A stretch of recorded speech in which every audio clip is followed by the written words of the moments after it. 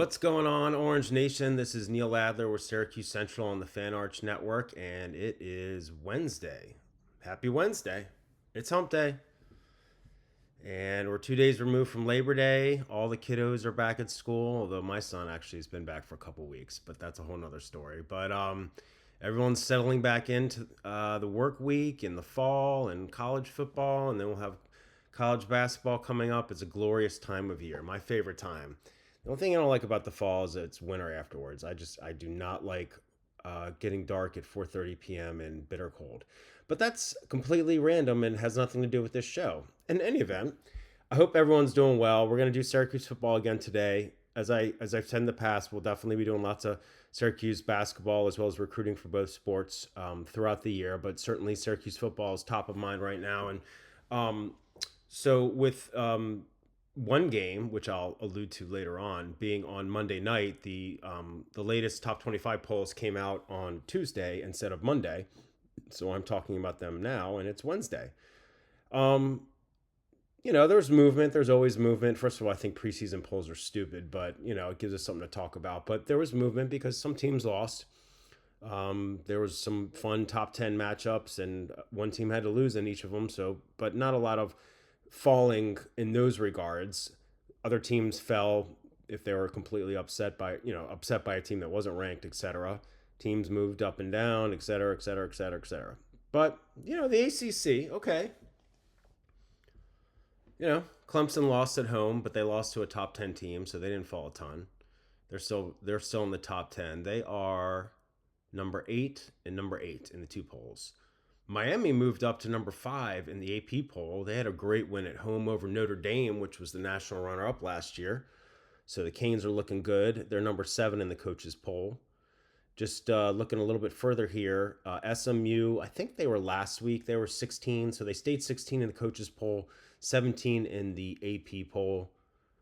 I'm not as sold on SMU this year as some other people. That's doesn't mean I don't think they're good. I'm just not as sold. I don't know. And then Florida State, which was the laughing stock of not just the ACC, but pretty much of all of college football last year. And, I think they deserve to be because the year before they got hosed when they were undefeated and didn't get into the playoff. I think they should have been in. But then they had that disastrous bowl showing and when all their team didn't show up or whatever. That's a whole nother topic to cover some other time. But then they were preseason top 10 last year and favored to win the conference in the ACC preseason media poll, and they finished 2-10. So all the people talking smack at Florida State, which was also last year suing the conference to try and get out, the Seminoles deserved it. But they look good. I watched most of that game. They beat Alabama by 2 touchdowns. Their defense, and this was Saturday in Tallahassee, their defense looks solid. Castellanos, the Boston College transfer, the quarterback, he looked good. He talked a lot of smack in the preseason in the offseason, and he backed it up. So Florida State, they moved from unranked to 14th in the AP poll. That's a massive jump in 1 week. And they were 19 in the coaches poll, and I'm pleased to say they were ahead of Alabama in both of them. And then in terms of other teams receiving votes, no Syracuse, understandably, they're 0-1. But Georgia Tech's got votes, Louisville, Duke, I think Pittsburgh and UVA also were in the AP, but just Louisville, Georgia Tech, and Duke in the coaches. Okay, so why am I talking about all this? Well, on the one hand, I like to cover the ACC and talk about ACC teams. Number 2, Syracuse is going to play some of these teams coming up. They're going to play Miami, at Clemson, at SMU, at Georgia Tech. They don't play Louisville. They're at SMU. I said that right. They're at they don't play Louisville. They play Duke at home. They play Pitt at home. They don't play UVA. So certainly other conferences still have more ranked teams, and that's going to be the case at least for a few more weeks. We'll see how things play out with non-conference games, and then when you get into conference play. But it's okay. So they got 4 teams and then a bunch receiving votes. I think Georgia Tech could be a ranked team. Louisville. So, Syracuse is going to play a lot of ranked teams. And Syracuse also plays Notre Dame, which I don't remember off the top of my head where they are. But they fell a little bit. They were number 6, and I think they're still inside the top 10. They lost by 3 points on the road to another top 10 team. So Notre Dame's still really good, at least, on paper. I mean, we don't know anything about anything right now. It's 1 week. But the ACC by and large was pretty good. Syracuse lost. Virginia Tech lost to South Carolina. Both those games were in Atlanta on Saturday and Sunday. Georgia Tech had that nice win against Colorado on the road. Florida State was a great win. Clemson lost. Miami was a great win. And in the fourth segment, I'm going to talk about another ACC team, North Carolina, which threw up an absolute dud on Monday night. That was a disaster. But I guess in closing with this segment, I'll just say the ACC, it's not the SEC or the Big Ten, but they got some solid teams. Is the ACC underrated? I don't know. Are those other leagues overrated? Big Ten's won the last 2 titles. Ohio State won at home over the preseason #1 team, but they only give up 7 points. Penn State, we'll see what they're up to. I still think Texas can be good. Obviously, I'm not as sold on Alabama now, but see what Georgia does, and Tennessee look good. I mean, there's just a lot of depth in those conferences. So, but the ACC, do I think the ACC, when all is said and done at the end of this season, will be better, quote unquote, than the Big 12, which is the other Power 4? Yeah, I think that could definitely be the case. Absolutely. Is the ACC going to be above the SEC or the Big 10? Probably not. But again, it's been 1 week. But I was glad to see Florida State make that huge jump in. Syracuse has UConn this weekend. Syracuse, UConn, neither of them are in it. Whatever. It's week 2. We'll move on. Okay. What the heck is up with Syracuse's tackling woes? And again, let's be fair. They played 1 game this season, and it was against a ranked team, a team that, so Tennessee is, let me look at my notes here, 17 in the new AP poll and 22 in the AP poll, 17 in the coaches poll. Sorry, I had my notes there, but I was looking at the wrong thing. So, and Tennessee could end up being higher than that. But my point is that Syracuse missed some tackles, and Fran Brown alluded to it, in this first game. But they played a really good team that ran the ball down their throats. That being said, Syracuse had tackling woes last year. And is it a cause for concern? I don't know how much of a cause for concern we can say it is yet, because they played 1 game and it was against a really good team that runs the ball really well. But it's something that Fran Brown talked about. So if he's talking about it, I'm talking about it. And he says they're going to get after it in practice and they're going to fix it. And he had this one quote. This was really good. Let me read this to you. At some point in time, you've got to take your face mask and put it on his face mask and be willing to go hit. I'm just not aware of why we're diving at legs and all that stuff. We just didn't play the right brand of football. He was talking about against Tennessee. And I get what he's saying, and it was the first game, and it was at really, it was a neutral site, but there was a lot of Volunteers fans there, and they got a lot of new pieces, and people could, have some first game jitters, and maybe they just didn't execute the way they will be later in the year. But he said something like, was the moment too big? Are we scared? Or what's going on here? So, it's something that he said, look, we've just got to go fix it, and we're going to fix it. And I can't keep talking about it, and we're going to fix it. So we'll see if he fixes it or they fix it come Saturday against UConn. And as you look at Tennessee, and okay, so they had some issues with tackling, but it's Tennessee and they're a great team. Well, UConn isn't Tennessee, and they're not in the SEC. They're an independent in football, but they were 9-4 last year. They're 1-0 this year. They have a really good head coach. So if Syracuse has better tackling grades against UConn, that doesn't mean that all is well. It's a positive sign, but you got to keep in mind the opponent. But look, it could be an ongoing thing, maybe not. But I'll tell you this, just in interacting with other fans on social media during that game on Saturday, after that game Saturday, and then, over the last couple of days, on social media, chat rooms, etc. It's the tackling issue is definitely something that is being discussed a lot. And that doesn't mean it's going to be an ongoing issue. It could be, but it's definitely something that is on fans' minds. Mine too. Yeah, it is what it is. Um, but yeah, they gotta not be too afraid of the moment for sure. And they got UConn, which is a solid team. They're not a huge betting favorite, as I talked about yesterday. And it's not a cakewalk, but it is at the JMA Wireless Dome, and hopefully they can settle in. And they just gotta hit people.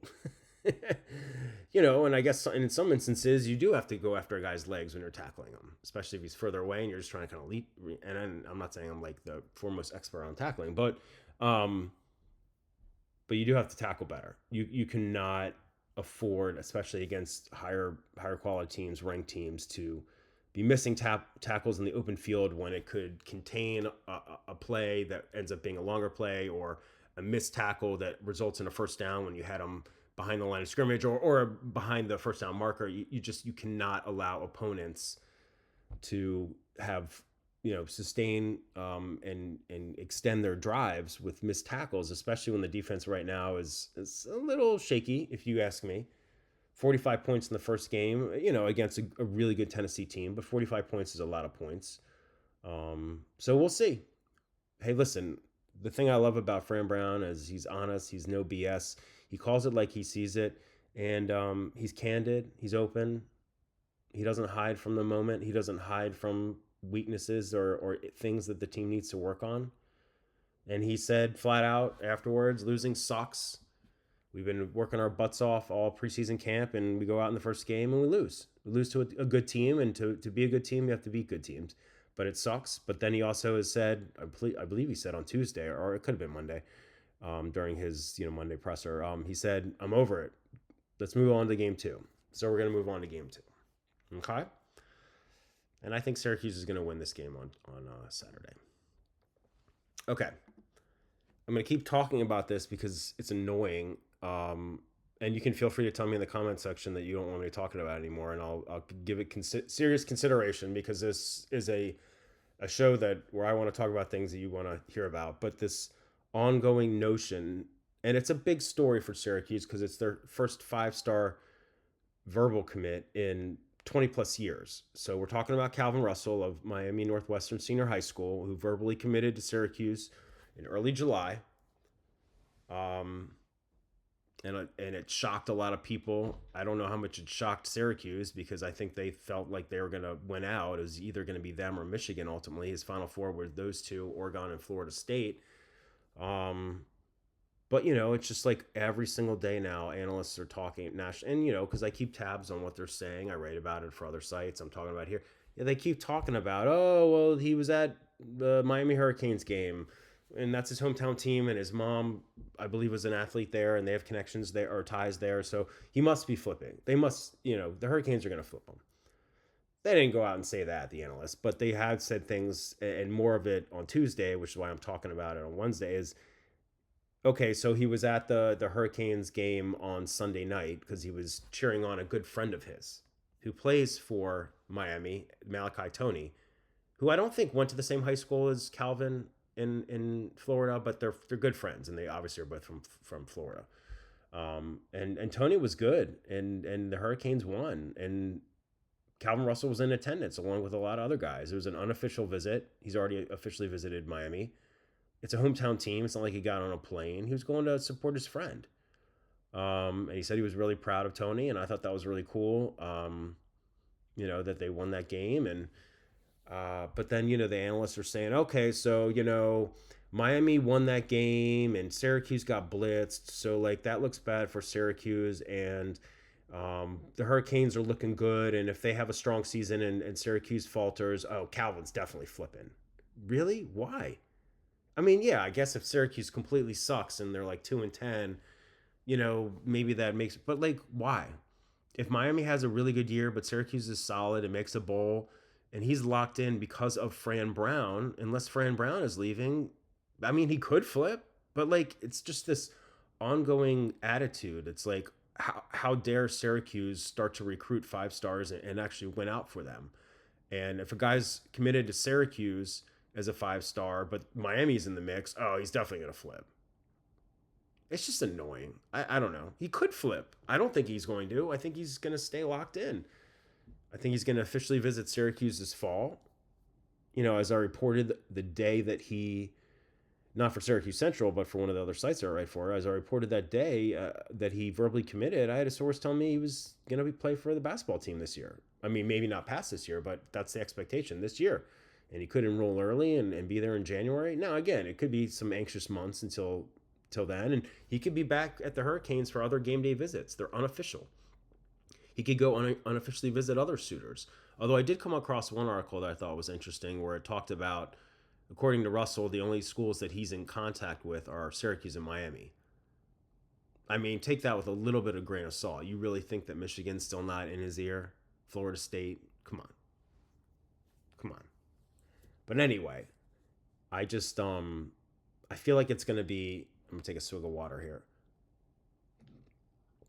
I feel like it's going to be a weekly occurrence where we have to read these freaking articles. And the analysts are just doing their job. I'm not like hating on them. And I use their stuff for articles as well. So, I don't want to be a hypocrite, but we're just going to hear this like weekly nonsense about how Calvin Russell is on flip watch and most likely to flip and all this other crap. It's super exhausting. And it's only September 3rd.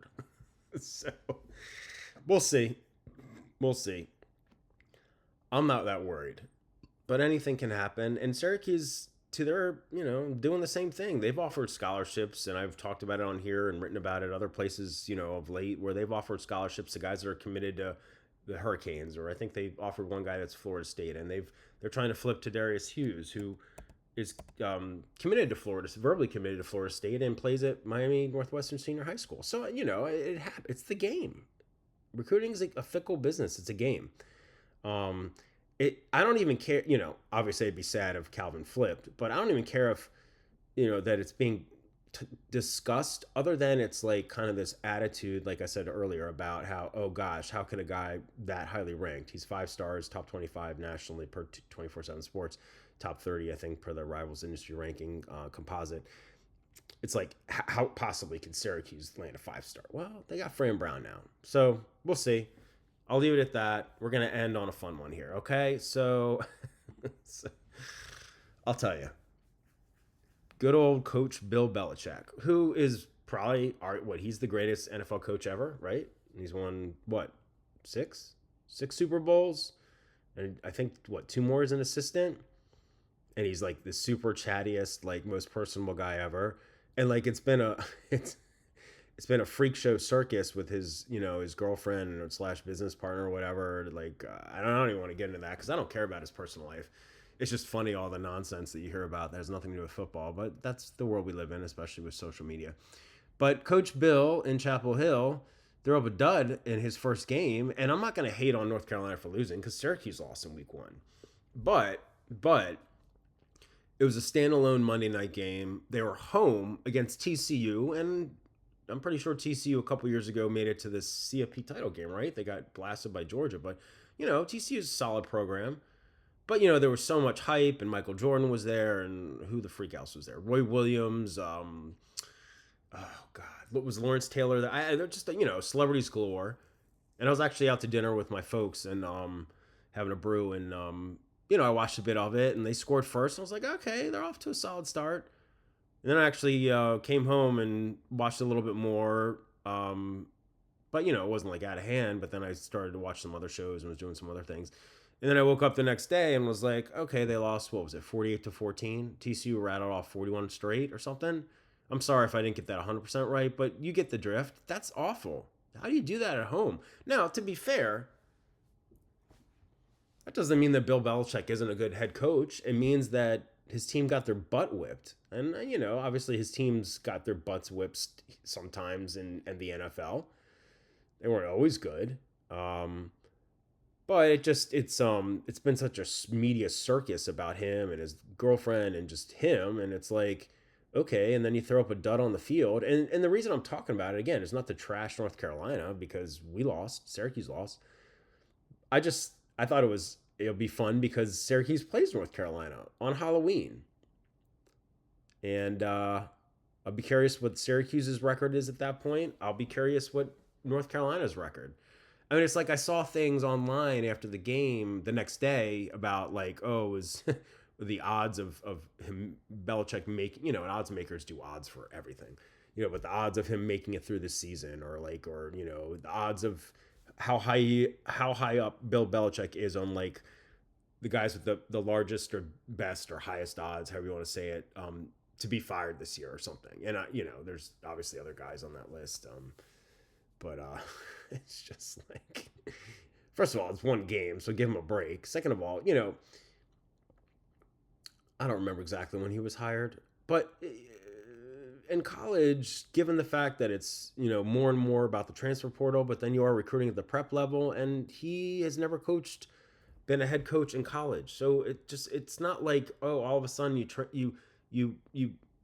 put Bill Belichick in a college setting and he's gonna just be amazing. I didn't expect them to lose week one by that much, especially after they got off to that early lead and then just get it's just like a disaster zone. But it will be interesting to see, because look, the whole like NFL colleges going to NFL coaches going to college and vice versa, sometimes it works and sometimes it doesn't.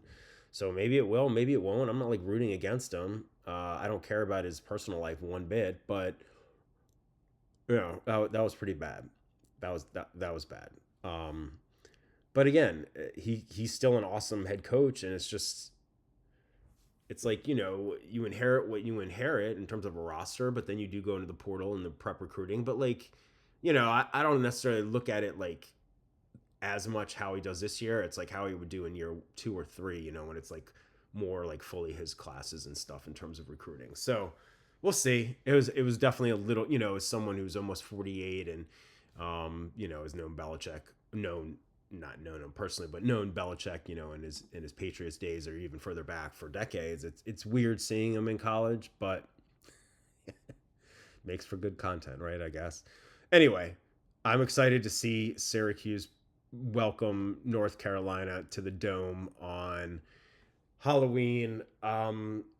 I sincerely hope that a ton of Syracuse students and or just fans that are at the game like get Bill Belichick costumes or just some other hilarious stuff. Please do that. Please, please, please.